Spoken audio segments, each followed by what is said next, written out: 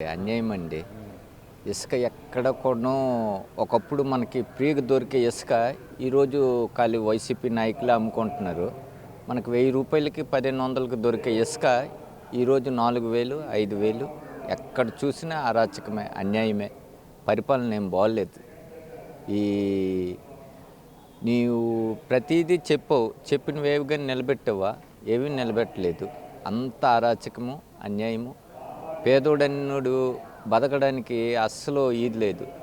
ఈరోజు అన్న క్యాంటీను చంద్రబాబు నాయుడు పెట్టిన అన్న క్యాంటీన్ ఉంటే ఎంతోమంది అభాగ్యులు, అనాథులు, నిరుపేదలు, ఆఖరికి బిచ్చగలు కూడా అలాంటి అన్న క్యాంటీన్లోన తిని వాళ్ళ కడుపు నింపుకునే ఒక ఇది నువ్వు కొట్టిస్తావు. అలాంటిది రూ. 2కి టిఫిన్, రూ. 5కి భోజనం అంటే ఒక సామాన్యుడు కూలి పని చేసుకున్నోడికి అది ఎంతో ఉపకారం. హోటల్కి వెళ్ళి ఈ రూ. 70, రూ. 100 ఇచ్చి భోజనం తినలేరు అనాథులు, అభాగ్యులు, నిరుపేదలు లాంటి వాళ్ళు. అలాంటి వాళ్ళకి ఎంతో ఉపయోగపడే అన్న క్యాంటీన్లు నువ్వు మొత్తం రాష్ట్రమంతా ఇది చేసావు, అన్న క్యాంటీన్లు బంద్ చేసావు. అది చాలా అన్యాయం. ఈరోజు మన పక్క రాష్ట్రాలైన తమిళనాడులో ఉన్నది అమ్మ క్యాంటీను. ఒడిశాలో కొన్ని నవీన్ పట్నాయక్ మన రాష్ట్రం చూసి పెట్టారు. ఇదే రూ. 2 టిఫిన్, రూ. 5 భోజనం అక్కడ నడుస్తున్నవి. కానీ ఈ రాష్ట్రంలో మొత్తం బంద్ చేస్తావు. ఈ రాష్ట్ర ప్రజలు ఇప్పుడు నీకు ఈ బుద్ధి చెప్తారు. ఈ ఎలక్షన్లోన 2024 ఎలక్షన్లోన నీకు ఈ రాష్ట్ర ప్రజలు బుద్ధి చెప్తారు. నీకు బుద్ధి చెప్పే రోజులు దగ్గర పడిపోయాయి. జగన్మోహన్ రెడ్డి మళ్ళీ అధికారంలోకి వస్తే రాష్ట్ర పరిస్థితి ఎలా ఉంటుంది? అరాచకం అండి. ఇప్పుడు వరకు మనము అతని పరిపాలనలోన పార్ట్ 1 చూసాము. అరాచకం అన్యాయంలోన పార్ట్ 1 చూసాము.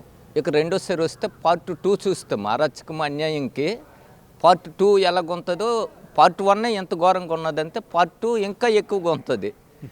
పార్ట్ 1 మనకు అరాచకం చూపించాడు, అన్యాయము, అరాచకము. పార్ట్ 2 దీనికన్నా ఘోరంగా ఉంటుంది. పార్ట్ 2 మనకి ఇప్పుడు చూపించినవన్నీ అరాచకము.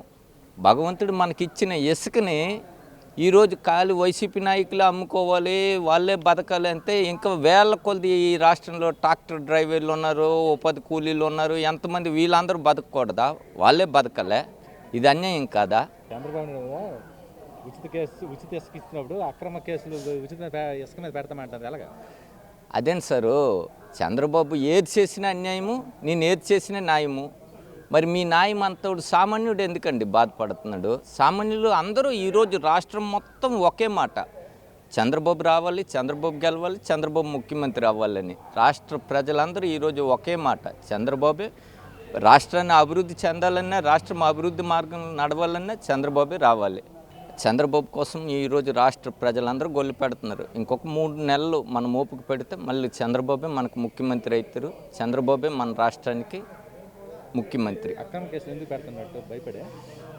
అక్రమ కేసులు అంటే చంద్రబాబు ర్యాలీలకి జనాలు కుమ్మేస్తున్నారు ఎక్కడికక్కడ. ఆ జనాలను చూసి భయపడిపోతున్నారు. భయపడిపోయి ఈ అక్రమ కేసులని, ఈ లేనిపోని ఇవన్నీ తెచ్చి అతని మీద చాలా అరాచకం చేస్తున్నారు. చంద్రబాబే రావాలి ముఖ్యంగా. Thank you. అయితే జగన్మోహన్ రెడ్డి ప్రభుత్వం ఏర్పాటు చేసిన తర్వాత ఇప్పుడు దాదాపు 4.5 సంవత్సరాలు అయ్యింది. ఆయన కంప్లీట్గా ఏం చేస్తున్నారంటే ఏదో సంఖ్యం అనుకొని ఏదో అకౌంట్లో డబ్బులు వేయడం తప్ప ఈరోజు వ్యవస్థలేంటి, అదేవిధంగా ఈరోజు ఒక సామాన్యుడు కానీ మధ్యతరగతులు కానీ ఈరోజు ఎంత ఇబ్బందులు పడుతున్నారు.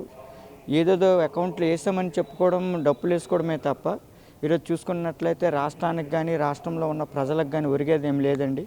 గత ప్రభుత్వాలు చూసుకున్నట్లయితే ఒక ఆలోచన ధోరణిలో, ఒక క్రమ పద్ధతిలో ఒక వ్యవస్థలన్నింటినీ కూడా క్రోడీకరించి వ్యవస్థల ద్వారా అనేది పాలన సాగించేది. ఇప్పుడు ఏదంటే పాలన చూసేటప్పటికి దోపిడీలు జరగడం జరుగుతుంది. ఎక్కడికక్కడే ఈరోజు హత్యలు జరుగుతున్నాయి. ఆడపిల్లలకి రక్షణ లేకుండా పోయింది.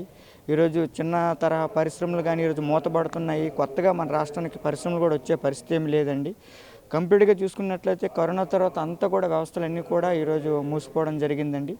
ఈరోజు గవర్నమెంట్ పరంగా చూసుకుంటే నాకు తెలిసి అయితే మాత్రం కంప్లీట్గా ఫెయిల్ అయిందని నేను చెప్తున్నానండి. థ్యాంక్ యూ అండి. Thank you. రైట్. ఈ ఆంధ్రప్రదేశ్ రాష్ట్రంలో ఇటువంటి ముఖ్యమంత్రి ఈ రాష్ట్ర చరిత్రలో కూడా ఇటువంటి ముఖ్యమంత్రిని ఎవరు కూడా చూడలేదు, చూడలేము కూడా. ఇటువంటి పరిపాలన ఈ రాష్ట్రంలో ఎంత దౌర్భాగ్య పరిస్థితి వచ్చిందంటే ఈ రాష్ట్ర ప్రజల దురదృష్టం. ఒక డెవలప్మెంట్ లేదు, ఒక ప్రతిపక్షాలు ప్రశ్నిస్తే గొంతు నొక్కటం, ఒక యువతకు ఉపాధి లేదు, చాలా దుర్మార్గం. ఇది ఏంటిది? ఎక్కడికి వెళ్తుంది ఈ రాష్ట్రం? ఈ రాష్ట్రం అభివృద్ధి ఏంటి? ఏం జరుగుతుంది?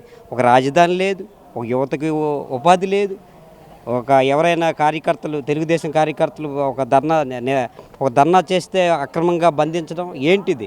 ప్రతిపక్ష నాయకులను కూడా గొంతు నొక్కడం ఇది సమంజసం కాదు. ఈ రాష్ట్రానికి ఈ వైసీపీ ప్రభుత్వం ఏ రోజైతే మనం బంగాళాఖాతంలో కలుపుతామో ఆ రోజు ఈ రాష్ట్రానికి ఎంతో విజయం చేకూర్చినట్టు, ఎంతో అభివృద్ధి జరిగినట్టు మనం అందరం కూడా భావించాలా. కార్యకర్తలు, ఈ రాష్ట్ర ప్రజలు అందరూ కూడా దీన్ని గమనించాలా. నవరత్నాలు ఎలాగ ఉన్నాయి? నవరత్నాలు అంటే ఎవరినైనా అడగండి, ఏం జరుగుతుందో ఈరోజు ఏం జరుగుతుంది? నవరత్నాలు అడగండి, ఏమీ లేదు. ఈ రాష్ట్రంలో అంత శూన్యం. ఈ రాష్ట్ర అభివృద్ధి వెనక పడిపోయింది. 25 సంవత్సరాల వెనకనే మనం ఉన్నాం, ముందుకు లేదు. పక్క రాష్ట్రాలు ఏ విధంగా డెవలప్మెంట్ అవుతున్నాయి, తెలంగాణ ఏ విధంగా డెవలప్మెంట్ అవుతుంది. ఈ రాష్ట్రంలో ఈరోజు వ్యాపారాలు చేయలేక పక్క రాష్ట్రానికి వెళ్ళిపోయిన పరిస్థితి వచ్చింది. ఈ రాష్ట్రంలో వ్యాపారం ఎవరైనా చేస్తున్నారా? కొత్తగా ఎవరైనా పెట్టుబడులు పెడుతున్నారా? ఏమీ లేదు. ఈ రాష్ట్రం 25 సంవత్సరాలు వెనక్కి వెళ్ళిపోయింది. ఈ రాష్ట్ర ప్రజలందరూ కూడా ఆలోచించి తగు గుణపాఠం చెప్పాలని ఈ విధంగా నేను అందరికీ నమస్కారం చేసి వేడుకుంటున్నాను.